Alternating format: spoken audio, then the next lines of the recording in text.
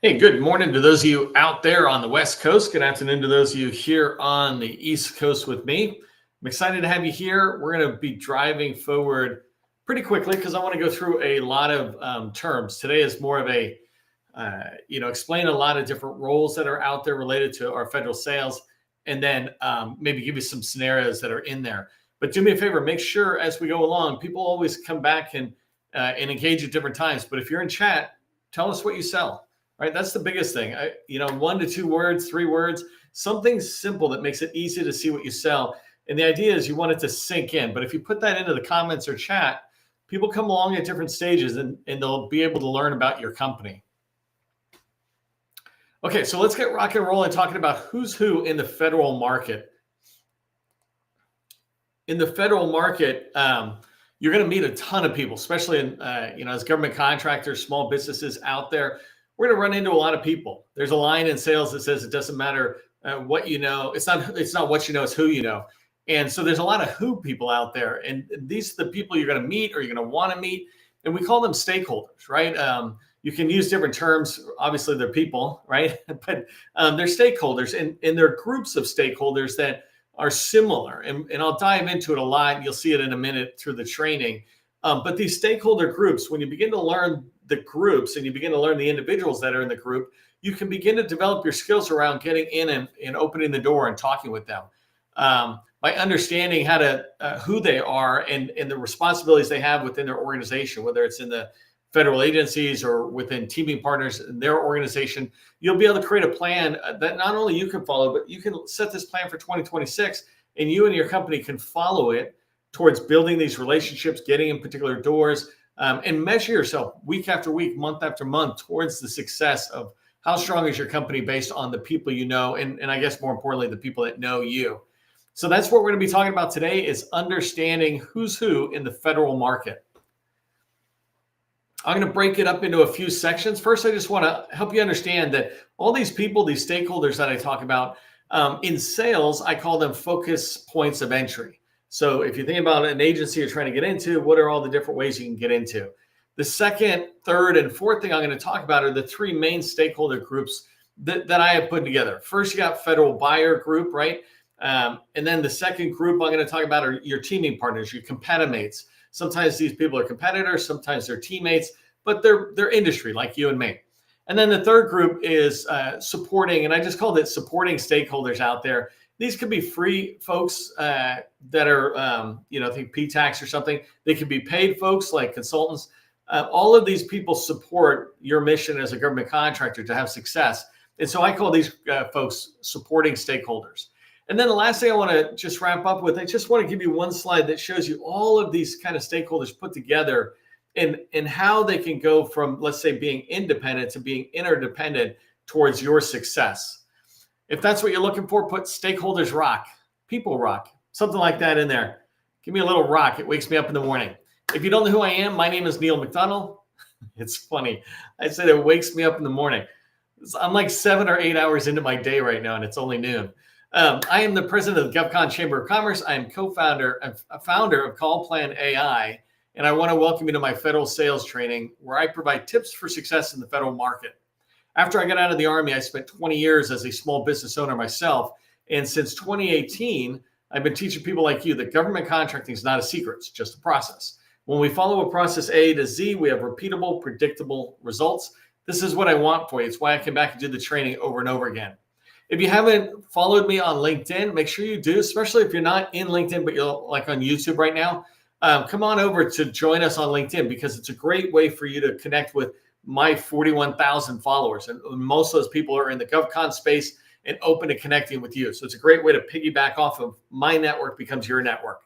And then if you haven't subscribed to my newsletter, subscribe to that. The Government Contracting Success newsletter is designed specifically to give you information that will help you as a small business government contractor out there.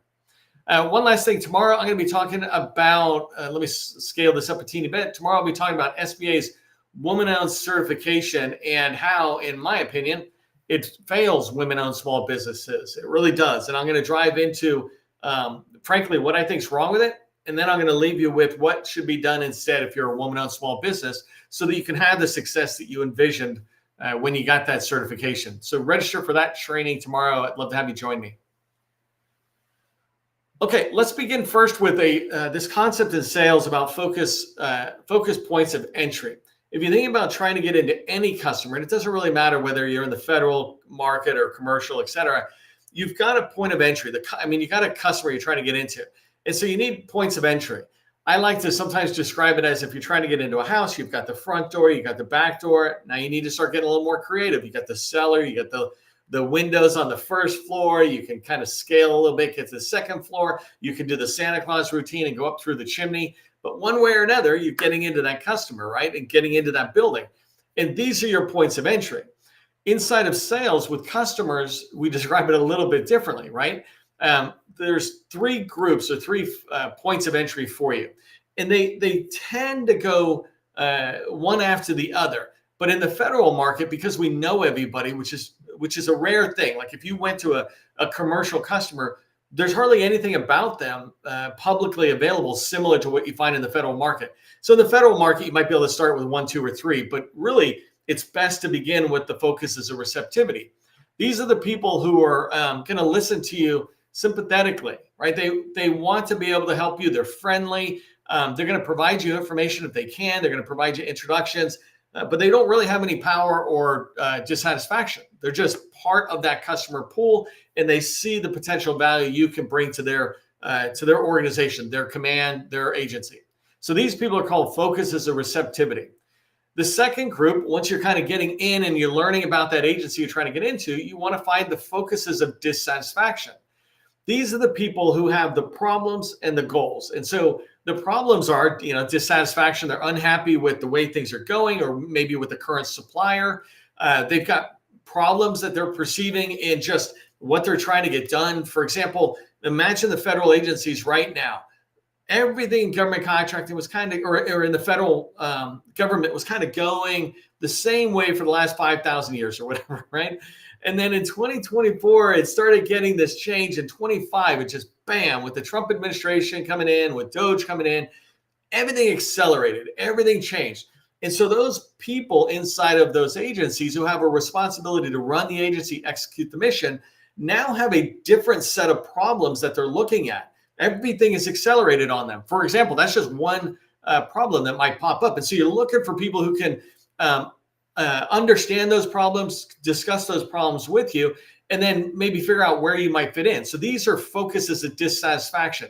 They are the people with the problem and or with the goal, right? They might be looking 5 years out and say, I want a new battleship, or I want a new building, or I want AI to be implemented into my facility, or I would like clean floors. Whatever it is, they could be looking out, and that's more goal setting, or they could look more immediately saying, this is problems and pain points and dissatisfaction that I have. You want to get to these people because in sales, this is how you learn about the alignment between what the agency needs and what you offer. So you've got the focus for receptivity, then the focus of dissatisfaction. And then the third group, which is the ultimate group for us in sales, are the focus of power. These people influence in the federal government, they influence the acquisition approach. So all the decisions that might go into activity around the acquisition process. So set aside to woman-owned small business or contract vehicle, things like that. So they influence all that heavily. They tend not to have anything to do with the scope, the problems, but they influence all of the acquisition-related activity. They influence whether it moves forward or doesn't, whether it kind of drags out, whether things are not right the way they need to be, et cetera. And then they also do the final thing, right, is they're signing the check. They approve or prevent contract awards from going forward, either going forward at all or going forward to you. And so these people are focus of power. Yes, these are really, really important people to us, but they're not actually as important as the focus of dissatisfaction. If you can't find a solid alignment between the problems and the goals an agency has and what you offer, products or services, then you won't be able to write a clear, compelling, compliant, and convincing proposal. And so think about the focus of dissatisfaction is the most important, and the focus of power is really just that final check. But we call them power because if they don't do their job, you're not going to make money.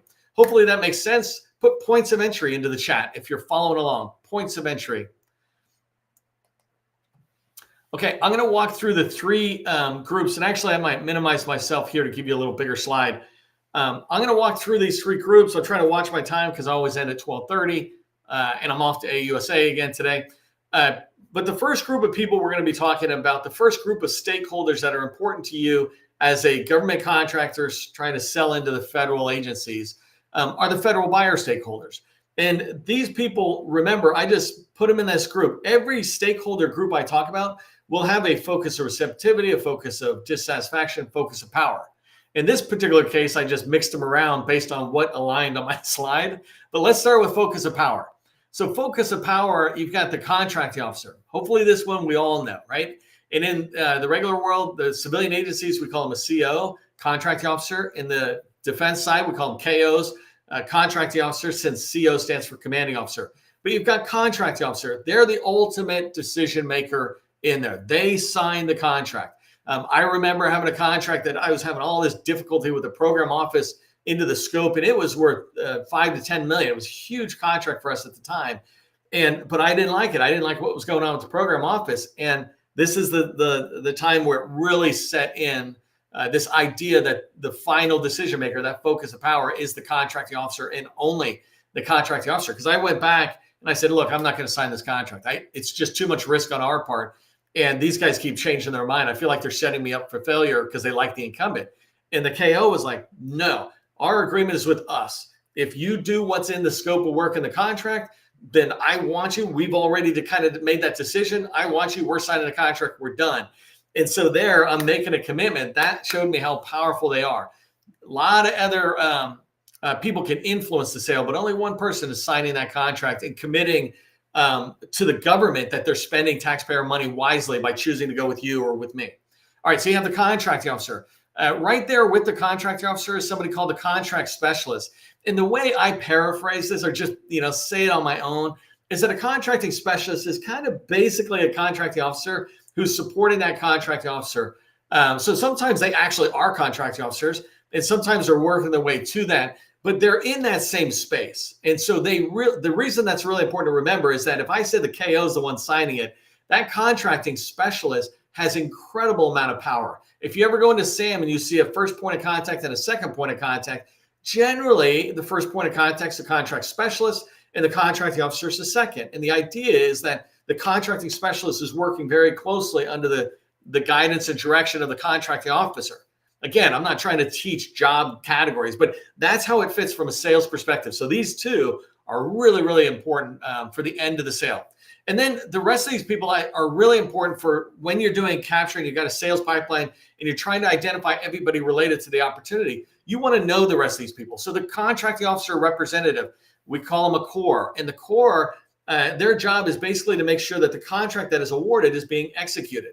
One example of why they're so cool is that if you can find them on a contract that is expiring in a year or two, and you can build a relationship and begin to have conversations, you can find out if there's dissatisfaction in there. You can find out from the core who were the leads on that contract, et cetera, right? And none of this is underhanded. It's having conversations with these people and developing the relationship.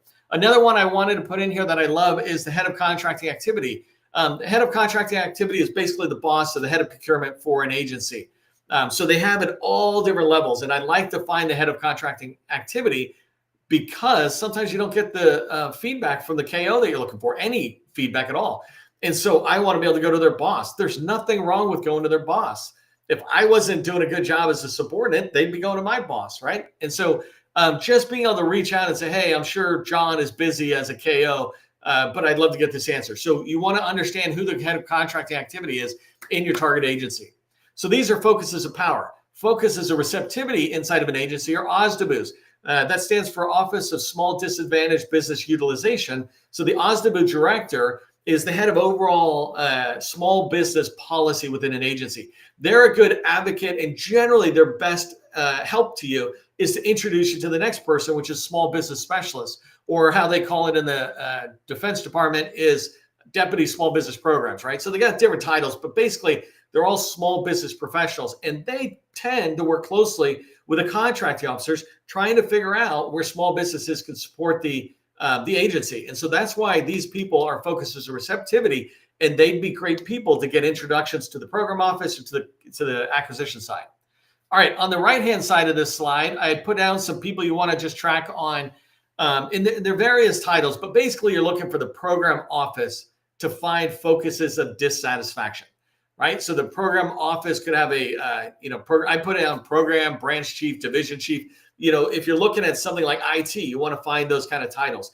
Another really big title, two titles, is the program manager and deputy program manager. These are important around something called program executive offices, for example, where they're working on a lot of programs and projects. If you can get in there and find them, these are the people who are leading the charge. They know everything about what's going on in there. By the way, let me do a quick side box. If you're brand new to government contracting, don't start with all these people. Start working with a small business specialist, or more importantly, just a small business, which you'll see on the next slide. One tip about deputy program managers: some agencies like the Navy, for example, have told the deputy program managers, you need to serve as a small business liaison type person. So if small businesses want to come in and learn about the program, but there's not a dedicated small business specialist, then that deputy program manager can kind of help you navigate. So if you go in to talk to an agency, don't try to talk to the program manager, talk to the deputy program manager. And then I just put other titles, right? You could come down and you got program, and in there you got projects, and in there you got products. And so you have product managers, product leads. I want to find these people. If I've got an opportunity that's going in my pipeline, then I want to find all these people related. This is kind of my checklist for, am I talking to enough people? The last thing I wanted to show you on this slide is when you think about federal buyer stakeholders, there's just all sorts of people who are engaged in the acquisition lifecycle, or in your case, the sales lifecycle, right? The people who are thinking about planning and requirements early when the idea is being formed, et cetera. But then you got people doing cost estimation, and that might be different from those. Budgeting, like who's deciding whether there's budget? Who's going to tell us whether the budget has been set aside, right? So we want to identify those people. And then there's more as you go along. Yes, and I realize I'm talking really, really fast on it. You can take snapshots of the slide, come back and watch the replay. But the idea is there's so many people who can help you have success in an agency or in government contracting if you just begin to understand who they are, kind of what their responsibilities are, and then get in. All right, let's talk about teaming partner stakeholders. I'm going to ignore large business for 1 second. You're never going to talk to ownership because there is no ownership. Most of the time it's stockholders, et cetera. But in a really large business, anybody like VP and higher, it's not going to be much help to a small business. If you see them at a conference, they're phenomenal because you walk up, you talk to them, and they go, let me point you to Sally or John. And that's their direct report. That's what we want. We don't want to talk to a VP at Boeing. We want the VP to introduce me to some directors of the Navy or Army acquisition or something. All right, but in the small business world, we do want to talk to owners. And that's the first one I have here is you want to reach out to a small business owner when you're building relationships with small businesses. These people remember what it was like to start a small business, to get their first $100,000, to get their first contract. They remember what it was like to get rejected by a large or something, right? And so these are great people if you can build the relationship. Not all of them are going to be in the category that works with you, but you can find enough of them that you will be able to grow your company with them. All right, in all government contracting firms, so whether it's large or small, they all have people in roles, these three main roles: business development, capture management, and proposal writing or proposal management, right? And so business development, give you an example. So in a small business, our titles are thrown around. Don't think too much about it because generally anybody in a small business who's got a title of business development or capture, and maybe sometimes even proposal, they're stuck doing multiple roles. And so they might be doing all three of these roles.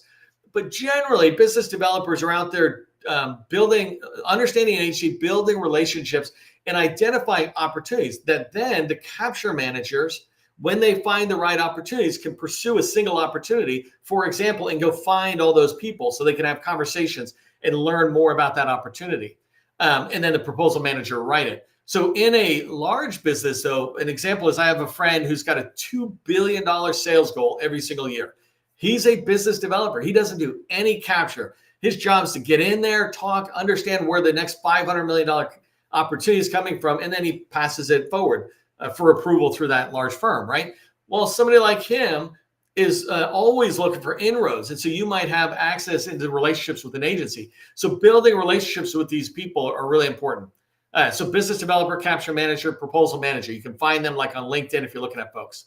The next one, contract vehicle program manager and contracts manager. These are really excellent for large businesses. The larger the business, the more they have 2 or 3 people running their contract vehicles. So if you think about Oasis or Seaport or GSA Mass or something, if you go into a large business on their website, you will find their contract vehicle program manager, the person who runs that vehicle, not the task orders, but the vehicle. And then the contracts manager is supporting them. Those two know the program managers who are running those task orders for Booz Allen or GDIT or whoever, right? And so you want to build relationships with the right ones when you're at the right stage, right? Don't go knock on their doors if you're doing, let's say, 3 million or less. The last bullet on the top section is small business liaison officers. These people are basically the same as the small business specialists within a federal agency. Both have a responsibility for engaging with small business industry partners to see where they might be able to help the agency, or in this case, the large prime, with their needs. So large primes have a need to use small businesses in their contracts. They have a responsibility to do that. And so they're always looking for good smalls, not smalls with a tag, but good small businesses who can contribute. You want to build a relationship with these small business liaison officers in the companies that really do seem like it aligns with you. So that's track that person. And then a couple others I put down here. Marketing specialists. This is a new one I'm adding as of today. Yesterday I was doing training about AUSA, a conference that's going on right now, an Army conference. And in there I showed 750 exhibitors. And in there I found all these marketing people, marketing specialists, various titles, but marketing specialists. And they are now on my stakeholder list, because if they're running the events at a conference, then I can use them as a way to get in, right? Think about points of entry. I can use them as a point of entry. They can be a focus or receptivity. I reach out and say, the conference is great. I loved your booth, whatever. Can I get 15 minutes of your time? Or more importantly, can you introduce me to the SBLO? Things like that. So those people are now on my list. You've been warned. And then the last one is program managers. I talked about contract vehicle program managers have the people who run the task orders. Well, those people who run the task orders, basically service delivery on a contract, those are program managers. And so you want to find out who's the program manager. It's one thing to have the sales people like a business developer. It's another to find the people who are actually doing the work. And if you can build those relationships, that gives you opportunities to hear about ways you can help that large prime. And small businesses have the same thing, program managers. Hey, I wanted to pause for 1 second and just thank Voltron for being the sponsor of our lives. I really appreciate it because it allows me to focus on the training more than how do I keep providing the training back to you. But Voltron helps you write proposals in minutes, not weeks. And these proposals using AI are compliant, compelling, convincing. And it's really important for you to be able to have those when you're going back to the government and trying to wow them and win contracts. So make sure you check out Voltron. Thank them in the chat for me, would you? Okay, so and I accelerate fast because I'm running out of time. I got 7 minutes and I got a lot to talk about. But so I talked about federal agency stakeholders. Keep that in mind, right? Who are all the people I need to know in a federal agency? If my job as a small business owner or a small business business developer is to get into agencies, find opportunities, win contracts, I need to pursue those stakeholders in the federal agencies. I need to pursue teaming partner stakeholders that are out there. Now there's this third group of people who can help you as well. These are different points of entry. Everybody in this group is a focus of receptivity. They are not a focus of power, and they're not a focus of dissatisfaction. So the first place I'll start is the Small Business Administration, the SBA. They exist to basically help small businesses have a chance at succeeding as an American small business, whether it's out doing restaurants or as a government contractor. Inside of the SBA, there's a component that is the government contracting business development side. They're focused on us government contractors. And there's two roles that are really helpful to us. One is called the PCR, the Procurement Center Representative. This person's job basically is to make sure any contract that could go small business does go small business. They have very few PCRs, so it's a tough job when there's like, a million contracts activities a year or something, but they are a great person to reach out and talk to. If you're trying to get in the Army, find the PCR that's related to the Army, build a relationship, ask them what conferences they're going to, where they're at. Could they introduce you to a KO? So those people are great. The second one I really want you to pay attention to is the Business Opportunity Specialist.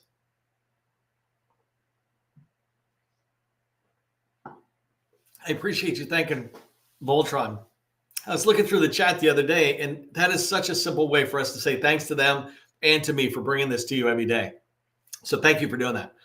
So the business opportunity specialists, they tend to work with 8A firms, and it's more about auditing, but they actually are really good. So for 8A firms, they send letters and try to push things to 8A set aside, but you can also talk to them because they have so many relationships inside of agencies. And so build a relationship with your local SBA district office where the business opportunity specialist is, and find out, just begin through the relationship development to learn where they're at most, where they can help you, et cetera. So the SBA, that's one group of free resources available to you, stakeholders. The second one, which is a pretty big one, is partially funded by the Department of Defense, and this is the Apex Accelerators. These people have counselors in there, for the most part, provide free services, especially the part I'm talking about, which is just introductions. They can make introductions into the agencies that they support. When you look around the country, especially the farther away from Maryland and Virginia you go, the tighter their relationships are. So if you think about Tinker Air Force Base in Oklahoma, the PTAC out there has a really close relationship because there's not that many federal agencies. Compared to if you think about Virginia, as great as a counselor might be there, there's just too many federal stakeholders to engage with. So they know a lot of people, but so reach out to your Apex Accelerator. Don't have expectations of them. Take responsibility for the relationship with them and help them help you. Sorry, I get caught up on movie things. Help them help you.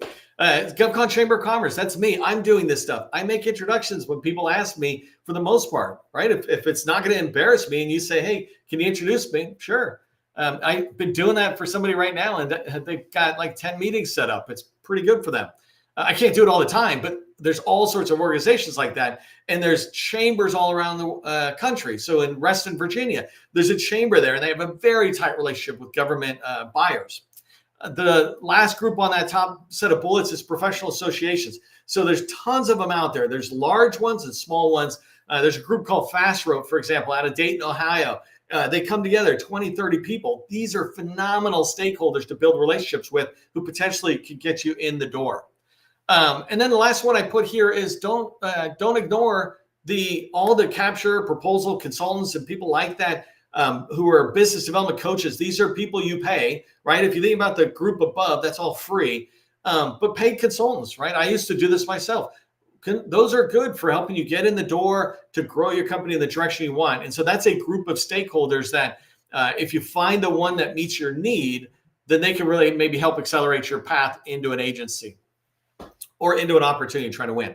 I just really quickly wanted to show you this interdependence of stakeholders. If you think about all these separate stakeholders, but I bring them back together and I say, look, I'm trying to get into the Navy.